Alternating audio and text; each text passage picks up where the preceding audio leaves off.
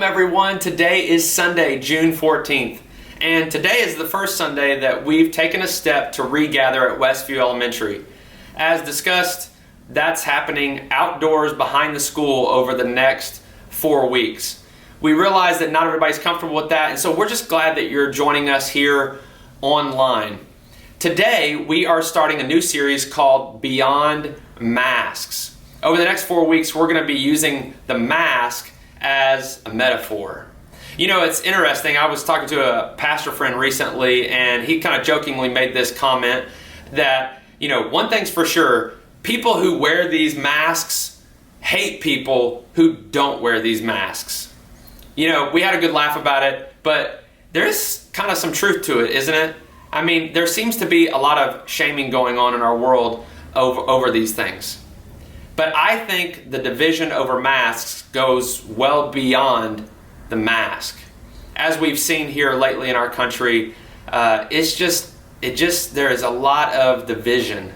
There is a lot of hostility in our world. And so as we begin today, I want to take you just on a bit of an imaginative journey to engage with. Would you please just close your eyes for a second? I want you to imagine that you're alone in a large field, and you're walking through flowing green grass. It's not real tall, it's not itchy, but it's just pure. It's really comfortable. And you took your shoes off back where you parked your car. And as you continue to walk and as you look out, you can see that there is no one for miles. You've got a picnic basket in your hand, and you take a deep breath as you walk, a sigh of relief. You feel content and grateful because you've come here alone, and you've come here to spend time with God and to gain some perspective and perhaps just some rest. Maybe fall asleep and take a nap. As you continue to walk through this large field, you see a large tree that has a great shadow that the sun is casting from it. So you walk over there, you set your picnic basket down, but then suddenly it hits you that you forgot to bring something to sit on. Well, as you stand up, you begin to huff a little bit, thinking in your mind of a solution, when out of the corner of your eye, you see something coming down out of the sky. I want you to imagine this for a second, with your eyes closed, that there's something like a flat bed sheet that's just slowly lowering from the sky. The wind is blowing, but it's not folding the sheet. As it continues to lower, you can tell that there's certain objects and people on top of this sheet or this blanket. It continues to lower until it lands right in front of you. Immediately, when you see what is on that blanket or on that sheet, you recoil, you draw back. This sheet that's interrupted your quiet time is disturbing. It's filled with all sorts of things that you don't like. Certain types of people you don't like to associate with. In fact, as you continue to survey this sheet, you realize that it's a picnic blanket of prejudice. It's filled with the people and the things that you have strong opinions about, make judgments about. And so your heart races and frustration builds as you realize that your time alone with God has just been invaded. And now everyone on the sheet is looking at you, waiting for a response. Suddenly, as you're both staring in silence, you hear a little voice that says, "Sit down. Share what you brought." Immediately, you say, "No way," in your head. Feeling a bit guilty, you try again, but try to say it a little bit nicer. You say, "Even if I wanted to, I couldn't because I only brought enough for myself." As you look down, you see that your picnic blanket is filled with breads and meats and cheeses and fruits. And you hear the voice say again, "Sit down, share what you brought." Now, with your eyes closed, I want you to just answer two questions. Number one, who or what is there on that sheet?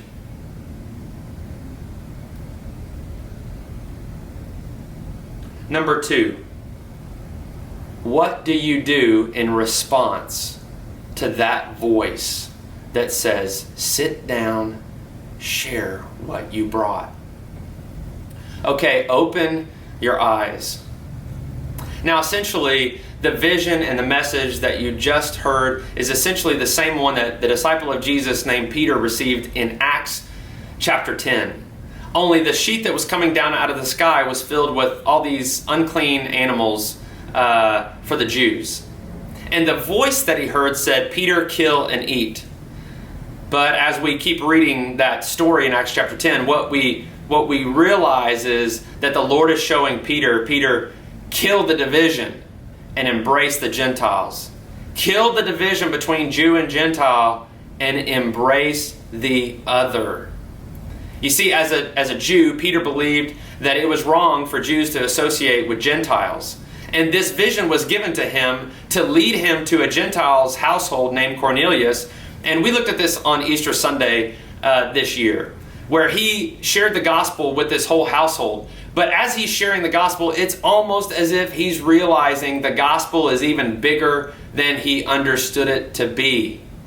He says in Acts chapter 10, "God shows no partiality, but in every nation, anyone who fears him and does what is right is acceptable to him." But it's almost as if this is a new realization for Peter. You all, make no mistake, there was a very real divide between Jew and Gentile. In fact, there at the temple in Jerusalem, the second temple, or Herod's temple that had been rebuilt from the original, there was a low dividing wall that separated the point at which Gentiles could go no further. In 1871, archaeologists actually discovered one of the signposts that hung there at the dividing wall in the court of the Gentiles, and it reads like this: "No foreigner may enter within the balustrade around the sanctuary and the enclosure. Whoever is caught, on himself shall he be put blame for the death which will ensue." You all, in Acts chapter 10, Peter is realizing the gospel is much bigger than he understood. The gospel is speaking to the division between races. The gospel of Jesus Christ is breaking down these barriers. Racism is not some peripheral issue to the gospel. It is at the heart of the message of the gospel, you all. I love what Paul says in Ephesians chapter 2, verses 14 through 16, when he says this: "For he," that is Jesus, "for Jesus himself is our peace, who has made us both one, and has broken down in his flesh the dividing wall of hostility, by abolishing the law of commandments expressed in ordinances, that he might create in himself one new man in place of the two, so making peace, and might reconcile us both to God in one body through the cross, thereby killing the hostility." And I love that last phrase, killing the hostility. Not killing another race, not killing a person different from us, but killing the hostility that divides.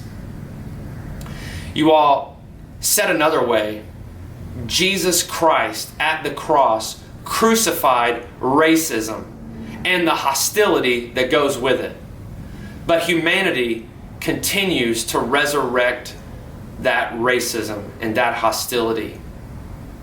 Today, I want to take you on a little journey to a couple other important places around Chattanooga to discuss this divide and what Jesus was seeking to accomplish.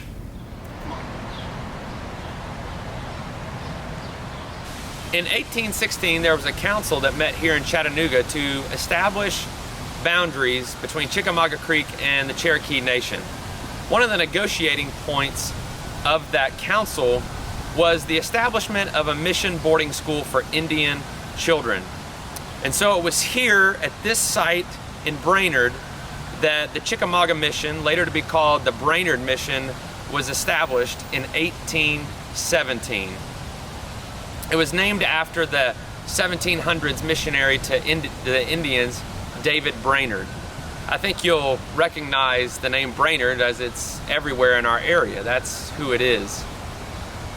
Well, at the beginning of this mission, race relations between the Indians and the white missionaries was a bit rocky, but over time, a deep bond developed between the teachers and the children. And the mission at this site experienced some great success and growth. There were multiple schoolhouses for boys and girls. There was a barn, a mission house, a dining hall and kitchen, a grist mill and a sawmill. So it was quite the mission. Now, one of the things that Indians believed that white people could take advantage of was the fact that they couldn't read or write their own language.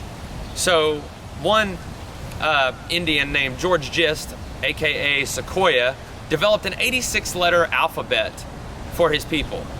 And within months, he had them reading and writing. Now, one of the missionaries here at Brainerd Mission moved from here to New Echota, Georgia, just south of here, to learn that language. And in fact, he was influential in getting the Cherokee people a printing press of their own.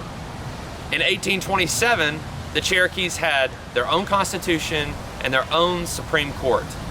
But later in that same year, there were some laws passed in Georgia which said that all of the laws of the Indians were null and void, and that white people could take the land of the Cherokee people. In fact, those laws went even further. They said that the white people pretty much needed to swear allegiance to those laws or face hard labor. Well, two of the missionaries here from Brainerd Mission, Worcester and Butler, would not go along with those laws. And so they were imprisoned under terrible conditions. Later in 1833, they were released from prison and they returned here to the mission. And then in 1836, a treaty of New Echota was signed just south here, just north of Calhoun, which ceded the rest of the Indian land east of the Mississippi from the Indians. And so they would have to be removed from this area and make the long journey west towards Oklahoma. Which, of course, all of this treaty that was signed just south of here precluded the Trail of Tears, where some 17,000 Indians had to make that long journey, and of which we know 4,000 of those who made the journey died along the way. Well, those same two missionaries here from Brainerd Mission made that journey with them. But because of all that, in 1838, the site of this mission here in Brainerd was closed. And all that's left is this little cemetery in the midst of all this business and all these parking lots. Again, Jesus Christ on the cross crucified racism and the hostility that goes along with it. And yet humanity continues to resurrect it. Perhaps this little site here, this little cemetery in Brainerd, serves as a sign. On the one hand, it reminds us of people like Butler and Worcester who reached out to those and understood that Jesus Christ was making one new body, one new man in Christ. And yet at the same time, this little site serves as a marker of deep racism, of those laws and the ceding of the land of the Cherokee people. So here we are at another familiar site in Chattanooga. I know it's windy, but the Walnut Street Bridge, we all know this bridge. In 1906, a 24-year-old black man named Ed Johnson was indicted and convicted on charges of raping a white woman in Forest Hills Cemetery. If you've been watching our videos, you know that I preached a sermon from that very cemetery. But while he claimed innocence, the judge in the case set his execution for March 13th, 1906. While he was in jail, he converted to Christianity and he forgave his accusers. In fact, his last request was that he be able to attend church at St. James Baptist Church. The sheriff did not approve, but he did allow church service at the jail. And so a few hundred people showed up, and there at jail in that church service, Ed Johnson was baptized. Meanwhile, his courageous black attorney got the ear of one of the U.S. Supreme Court justices who stayed the execution and allowed for an appeal so that Ed Johnson could get a fair trial. But in response to that decision by the U.S. Supreme Court, an angry white mob broke into the Hamilton County Jail, put a noose around Ed Johnson's neck, and escorted him here to the bridge, where they hung him. And his last words were, "God bless you all, I am an innocent man." As the noose began to choke him, the rope broke and he fell to the ground, and they peppered him with bullets. As we have been saying, Jesus Christ came and he crucified racism and the hostility that goes with it. You know, in a roundabout way, I think we could also say that Ed Johnson, right here, lynched hatred. He lynched hostility when he forgave his accusers by the power of Jesus Christ. And yet, again, we see, even in our day, in recent years and months, and especially with the case of George Floyd, we have seen again that people continue to resurrect this racism and reconstruct hatred. And right now what we're seeing is we're just seeing racism and hatred on top of racism, and we even see people using bricks, building materials, in response to the hatred. And you all, we have to ask ourselves as Christians, what should be our response in all of this? And I think it comes back to that vision that we were talking about earlier with Peter. Peter killed the division, killed the hostility, embrace the other. I think it involves what Paul said in Philippians 2:4 when he said, "Look not only to your own interests, but to the interests of others. Have the same mind of Jesus Christ, who gave himself up for others," or those we deem other. I think what that means and what that could look like, it means that we don't just recoil when we see this blanket of prejudice and opinion and bias, that we sit in the uncomfortability with others and we share and we listen and learn, because we all know that we have blind spots and we all know that we're still maturing in Jesus Christ. And you know what? That takes a lot of humility and a lot of love and empathy for others. And so we say, who are good examples of people that sat down on that blanket, that uncomfortable blanket of prejudice? Who is a good example for us? The primary one, of course, is Jesus Christ. He is the one we follow. But perhaps also the likes of a David Brainerd. In fact, just for the sake of, his name is everywhere in our area, where we meet as a church. Perhaps every time we see the name Brainerd, we should be thinking, how am I reaching out and building bridges with those who I deem as other? But then what about Ed Johnson? What an amazing example of a man who was able to kill hostility, who was able to embrace when he had every right to hate and every right to not show love. He blessed his accusers. He blessed that violent mob by the power of Jesus Christ. Truly, that was a man who was clothed, baptized in Jesus Christ. And we would do well to take our cue from an Ed Johnson.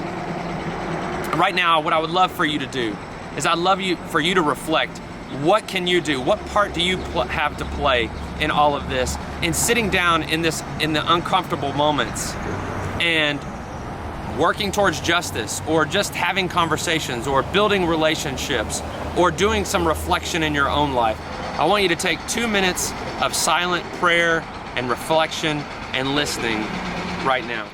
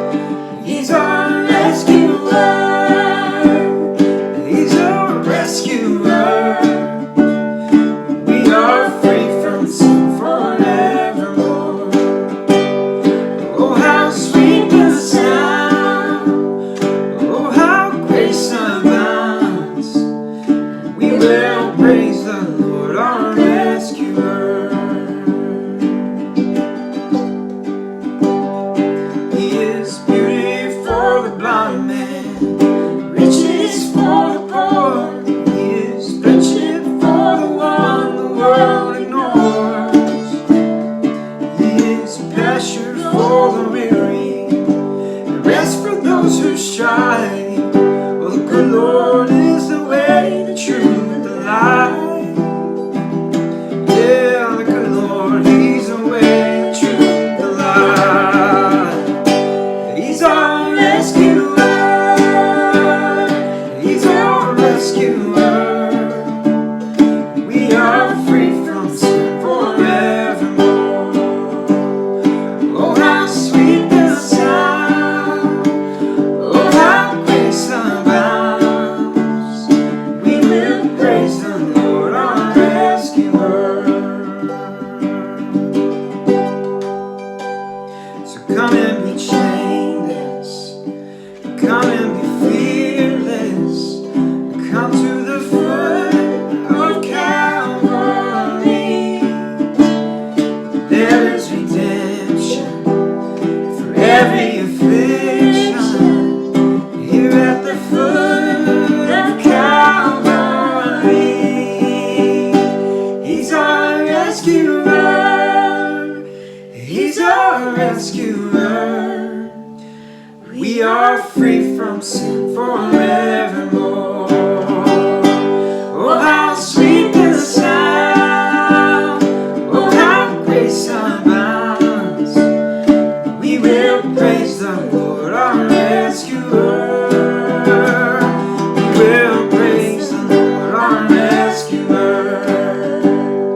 We will praise the Lord, our rescuer.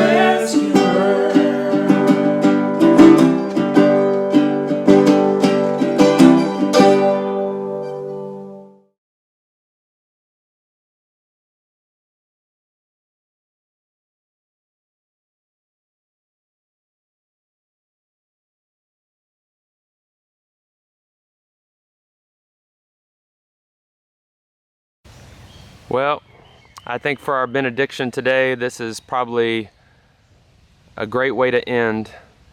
This is Pleasant Garden Cemetery here in Chattanooga, where Ed Johnson was buried. And as you can see, the two hands are clasped. I've read that that is signifying brotherhood. And as you can see there, died March 19th, 1906.